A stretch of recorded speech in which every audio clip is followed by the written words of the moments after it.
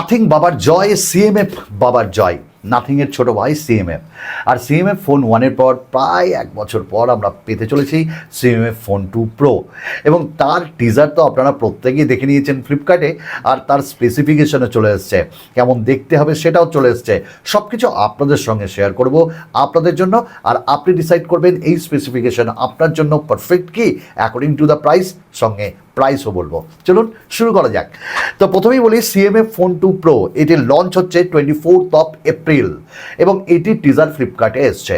কিছু স্ক্রু আমরা দেখতে পাচ্ছি এই ফোনে, আর তার সঙ্গে এবার আমরা দেখতে পাচ্ছি যে সাইডের যে ফ্রেম সেটাও একটু কার্ভি ডিজাইন, ভালো লাগছে কিন্তু আমার।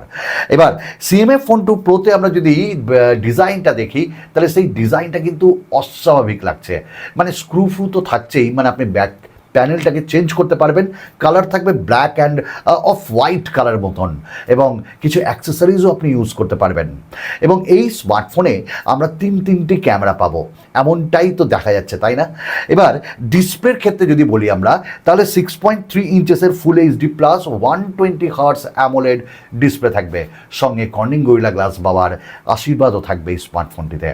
এবং এটি একটি AMOLED display, flat AMOLED display, HDR10-এর সাপোর্ট, সব কিছুই থাকবে, এবং ইন ডিসপ্লে ফিঙ্গারপ্রিন্ট স্ক্যানার। আমার খুব ভালো লেগেছে। এবার ছোট্ট একটা পাঞ্চল সঙ্গে, এবার যদি আমরা দেখি এর পিক ব্রাইটনেস 1600 নিটস প্রায়, তাহলে আমরা এইটুকুন বুঝতে পারছি যে আউটডোরেও কোনো অসুবিধা হবে না। চলে আসি আমরা এবার ক্যামেরার ক্ষেত্রে।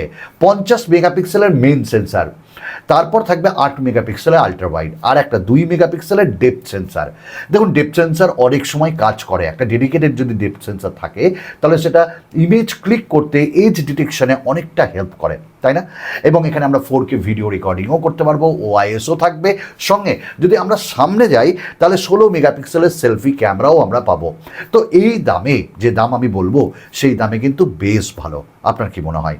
যদি ভালো মনে হয় তো একটা কমেন্টস করুন, লাইক করুন, সাবস্ক্রাইব করুন, চ্যানেলটিকে বড় করুন। আপনাদের চ্যানেল, আপনাদের পরিবার। আমরা এবার চলে যাব প্রসেসর। মিডিয়াটেক ডাইমেনসিটি 7400 প্রসেসর থাকবে। এই প্রসেসর খারাপ না, 4nm টেকনোলজির প্রসেসর।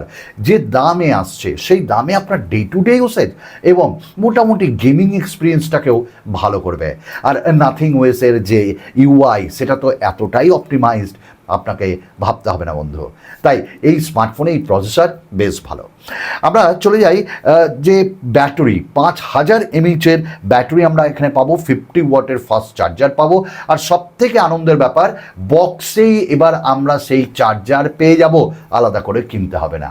এইটা খুব ভালো করেছে সিএমএফ মার্কেটকে ধরার জন্য। আমরা এখানটায় ডুয়াল স্পিকার পাবো, সঙ্গে কোনো 3.5mm জ্যাক থাকবে না, তবে 5G এটি, VoNR, Wi-Fi 6 এগুলো তো থাকছে। এবার এই স্মার্টফোনে আমরা UFS 2.2 স্টোরেজ টাইপ এবং LPDDR4X র্যাম টাইপ পাবো, IP64 পাবো, মানে ডাস্ট এবং ওয়াটার রেসিস্টেন্ট আপনি বলতে পারেন, তবে জলে ছোঁয়াবেন না।